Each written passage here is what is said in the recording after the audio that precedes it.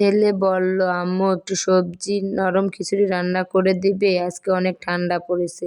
কিন্তু এই ঠান্ডার মধ্যে কম্বল থেকে উঠতে মন চায় না। কিন্তু ছেলেপেলে যখন আবদার করে মাদের কাছে, তখন সে আবদার পূরণ তো করতে হবে যত কষ্ট হোক।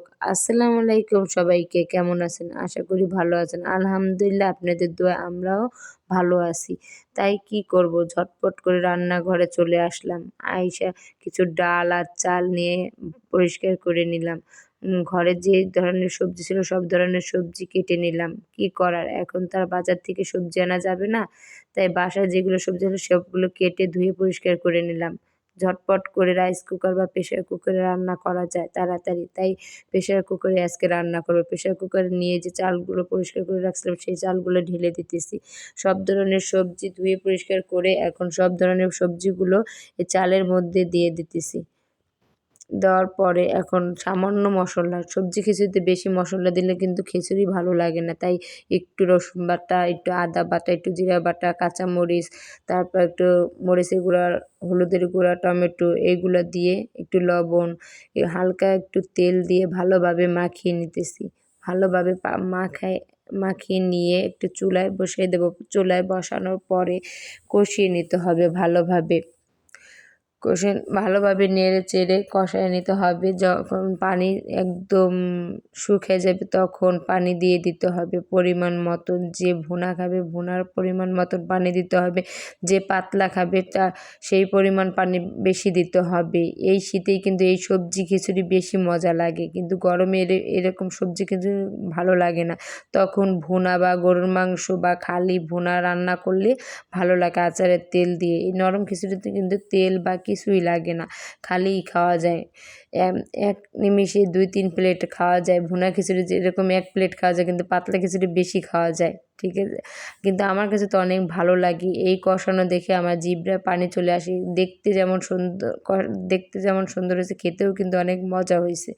এই যে পানি দিয়ে এখন ঢাকনা দিয়ে চুলায় বসিয়ে দিলাম। কেউ যদি নরম খান তাহলে ৭টা সিটি দিতে হবে একদম নরম। আর যদি আধা ভাঙা, যেরকম বলে যে অর্ধেক ভেঙে যায় চালগুলা, সেই ভাঙা খান যদি তাহলে ৫টা সিটি। আমি এখানে ৫টা সিটি দিয়ে দিছি। ৫টা সিটি দেওয়ার পর ভালোভাবে নেড়ে চেড়ে নিছি। এই যে নাড়াচাড়ার পরে এরকম হয়েছে। এখন আমরা তেলে দেব। কেউ বলে তেলে, কেউ বলে ফোড়ন, কেউ বলে বাগার। আমাদের অঞ্চলে বাগার বলে, আর অঞ্চলে কী বলে জানি না, অবশ্যই কমেন্ট করে জানাবেন। আগে শুকনো মরিচগুলো ছিঁড়ে রেখেছিলাম সেইগুলো কড়াইয়ের মধ্যে দিয়ে দিলাম। এখন একটু তেল দিলাম, যেহেতু আমরা ওখানে তেল দিয়েছি আগেই। এখন একটু পরিমাণ কম দিলাম, দিয়ে ভালোভাবে মরিচটা ভেজে নিতে হবে। একটু কালো কালো ভাব যখন আসবে তখন রসুন কাটা, পেঁয়াজ কাটা সেইগুলো দিয়ে দিতে হবে। দিয়ে ভালোভাবে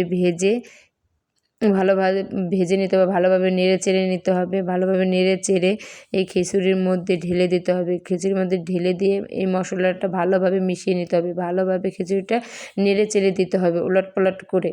নিচেরটা উপরে দিতে হবে আর উপরেরটা নিচে দিয়ে।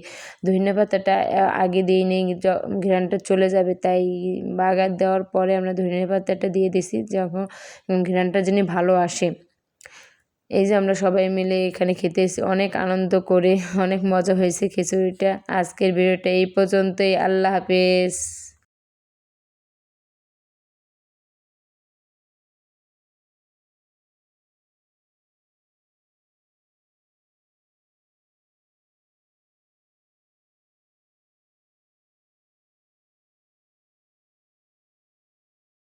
পাতা যদি বাগারে আগে দিতাম তাহলে ধনেপাতার ঘ্রাণ আসতো না।